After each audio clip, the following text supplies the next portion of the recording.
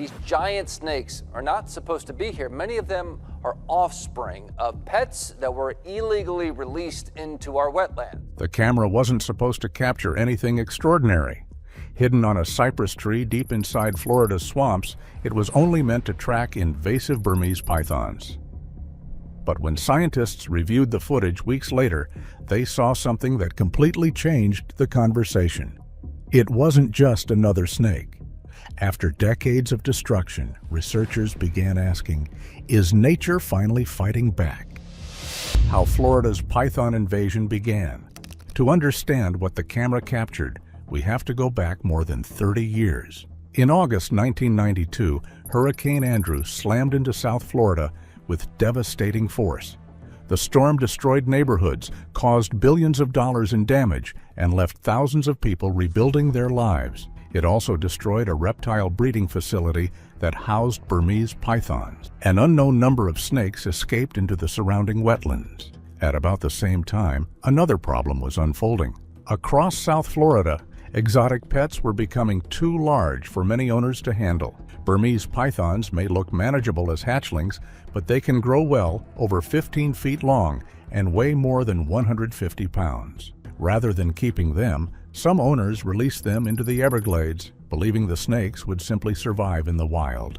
Instead, they created one of the largest invasive predator crises in North America. The Everglades offered year-round warmth, endless waterways, and abundant prey that had never evolved alongside such a predator. Native animals like raccoons, rabbits, opossums, marsh birds, and even young deer had no natural instinct to recognize a Burmese python as a threat. Unlike alligators or bobcats, pythons rely on ambush, remaining motionless until prey wanders within striking distance. By the time the prey realizes danger is nearby, it's already too late. Wildlife biologists often compare the invasion to introducing an entirely new apex predator into an ecosystem that had never encountered one before. And the snakes multiplied quickly.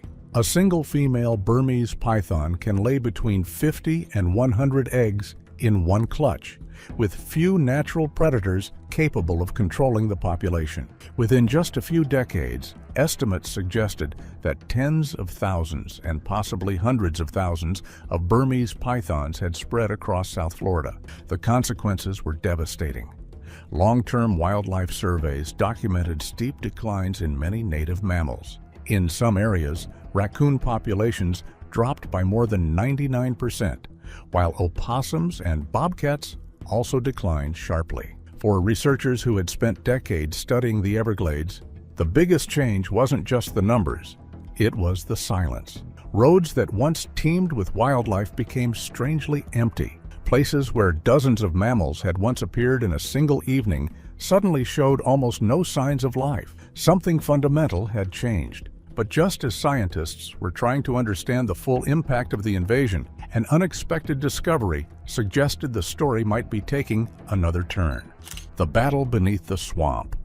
As Burmese pythons spread across the Everglades, wildlife officials launched an all-out effort to slow the invasion. Florida introduced public python hunting challenges, hired professional contractors, and tested new technologies to locate the elusive snakes. The results were mixed. Since 2017, professional hunters have removed more than 23,000 Burmese pythons from South Florida.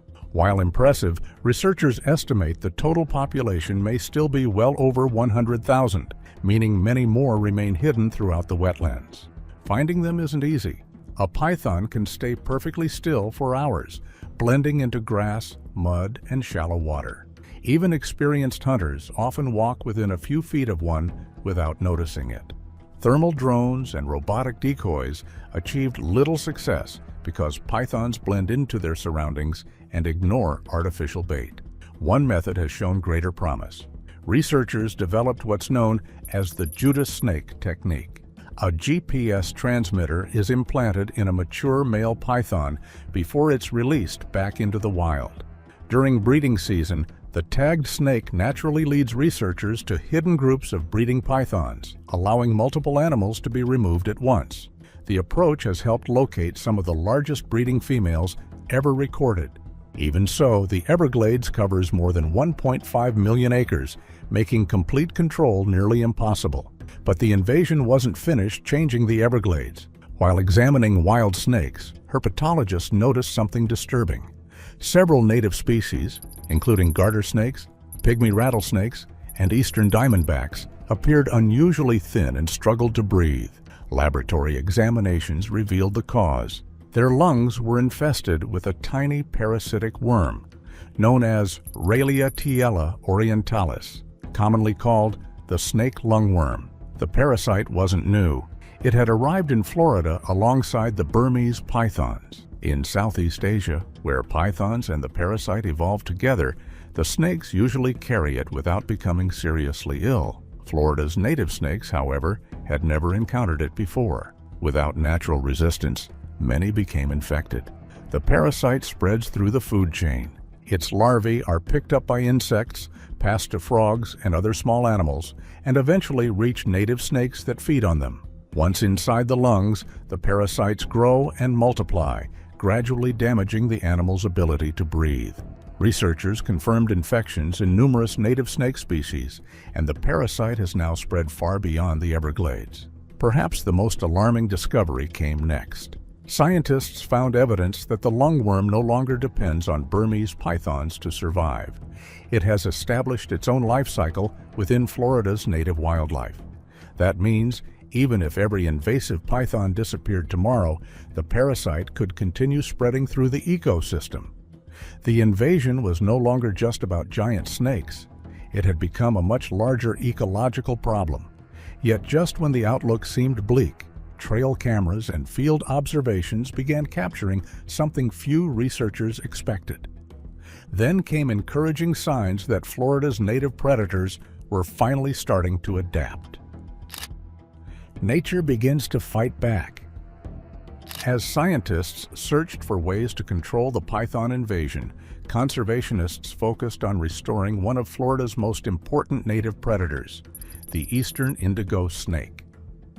Once common across the southeastern United States, the eastern indigo had nearly disappeared from parts of Florida because of habitat loss. Wildlife groups spent years rebuilding its habitat and carefully reintroducing captive-bred snakes into protected areas. Then, in late 2023, a trail camera captured something researchers had been hoping to see for decades. Two wild-born eastern indigo hatchlings emerging from a gopher tortoise burrow. Unlike released snakes, these hatchlings had been conceived and born entirely in the wild. It was the first confirmed evidence in more than 50 years that eastern indigos were successfully reproducing again in North Florida. For conservationists, it marked the species' long-awaited return to the wild.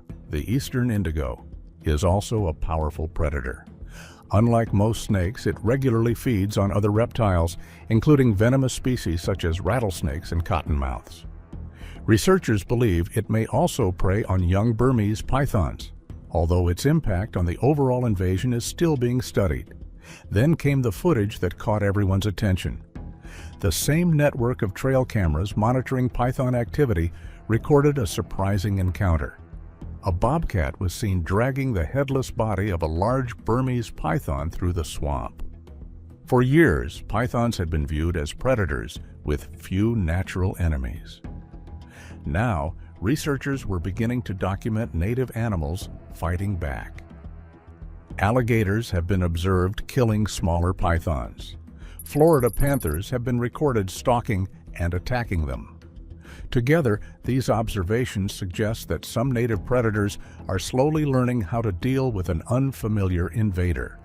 Scientists are careful not to overstate what these encounters mean. A few successful attacks won't eliminate a population that may number in the hundreds of thousands, but they do show that the Everglades is not standing still.